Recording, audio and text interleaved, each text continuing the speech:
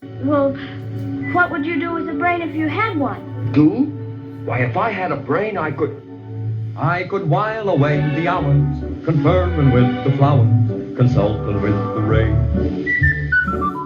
And my head I'd be scratching while my thoughts were busy hatching if I only had a brain. I'd unravel every riddle for any individual in trouble or in pain. With the thoughts you'd be thinking you could be another Lincoln if you only had a brain.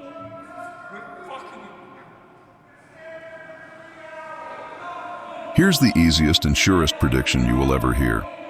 In 100 years' time, there will be a group of students in some university sitting in on a lecture on the stupidity of past humankind. It will be part of some sociology or philosophy course, and the students, who at this moment are not even close to being born yet, will be thinking to themselves, that couldn't have happened. It couldn't be true. Were humans that fucking stupid a mere 100 years ago? The subject in question will be in a graduate course about the penal and penitentiary systems of yesteryear and how they were managed. They will hear all about the time the convict population were allowed to have access to the outside world via a primitive system known as the internet, and were allowed to harass the victims of their crimes using an apparatus called a tablet, some kind of medieval device that allowed them to reach across the planet from inside their cells. They will be told how the convicts were allowed to beat, maim, rape, and even kill the officers watching them with no repercussion imparted upon the offender. They will be advised how the infestation of narcotics, a major problem at that time, and its illegal introduction into the prison system was effectively eliminated by providing the inmates with the narcotics legally by simply giving them to any convict that requested it. The prisons at that time, they will be told, were filled to the max with convicts because living in prison at that time was a glorious luxury during those chaotic and corrupt times. Humans were breaking laws left and right because doing so would ensure them 3 square meals a day, recreation, showers, and narcotics for free. The students of tomorrow will be at a loss, just like we were at a loss when we heard the tales of women and men of yesteryear being burned on a stake simply because they were attractive, and the church deemed that trait as a trait given to them by the devil.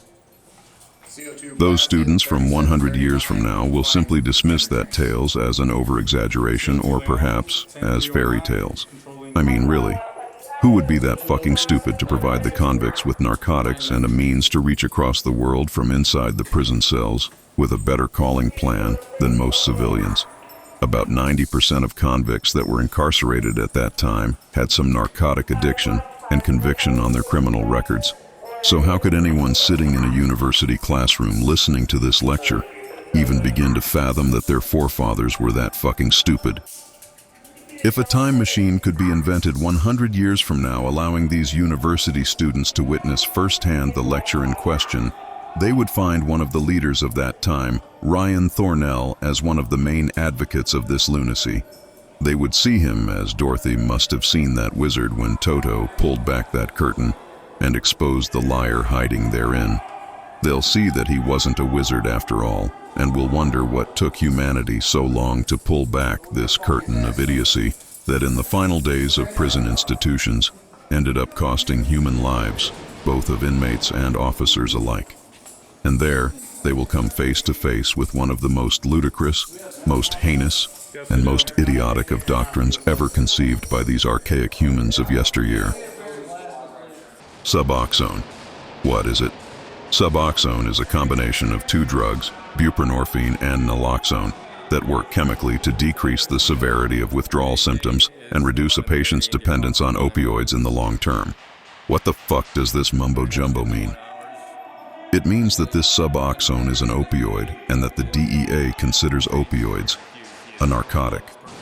That's right, a narcotic. That's what the fuck this all means. Thornell really is that wizard hiding behind that curtain of fluff language like the one described here, and in doing so, masks the real inherent danger in supplying a bunch of fucking junkies and abusers with a free high. And now, we are learning that the next free drug that is about to be offered to these dregs is methadone. While Suboxone is similar to methadone, Suboxone does not contain methadone and is a distinct drug. So, that will mean that instead of having the convicts high as all fuck from all the free Suboxone they are getting, on top of that, they will now have access to yet another opioid, another one to sell on the yard, that is, because like Scarface, drug dealers don't get high on their own supply. Or at least that's what Frank told Tony Montana. You see, the cat's been let out of the bag, and Thornell is aware that the inmates are not actually taking the Suboxone as they are supposed to. Instead, they are employing the true and tested practice of pretending to take medication, when actually, they are simply retaining the opioid in the cheeks of their mouths when placed there by a medical system that doesn't have the time or personnel to ensure the inmates are ingesting that shit. Yet, Thornell doesn't give a fuck. He will hide behind that curtain hoping that fucking dog doesn't pull that curtain back and exposes him. He would rather stay hidden behind that curtain of fluff terminology, hoping that Dorothy in her naivety will drop her frilly panties and give that wizard a ride other than on that shitty balloon. But as it stands for now, Suboxone is here and here to stay because this department is hell-bent on appeasing the governor and a world that doesn't give two fucks that the correctional staff are working in a drug-infested environment where staff are subjected more and more every day to staff assaults and injunctions that give the inmates a free ride into a world of corruption. In the meantime, inmates will continue to get high on taxpayers' money, and leaders like Ryan Thornell, they will continue to attend education classes in the ADCRR prisons, high as all fuck. They will continue to roam free to assault staff and themselves, and they will continue to harass other humans and even their past victims by simply calling them on the phone, all from the comforts of their prison cells. If there is any consolation for staff, it is this: the inmates are laughing their asses off at the stupidity of this current administration. Never has there been a better time to be incarcerated, and in the end, this administration and their lunacy will fall. Hard. It has before, and it will again. It's like a pendulum. It swings one way, but eventually, it loses momentum and swings the other. This is the madness that students 100 years from now will have to come face to face with. And they will call us idiots, and they will call our generation incompetent, delirious, lunatics, buffoons, delusional, and they, of course, will be right.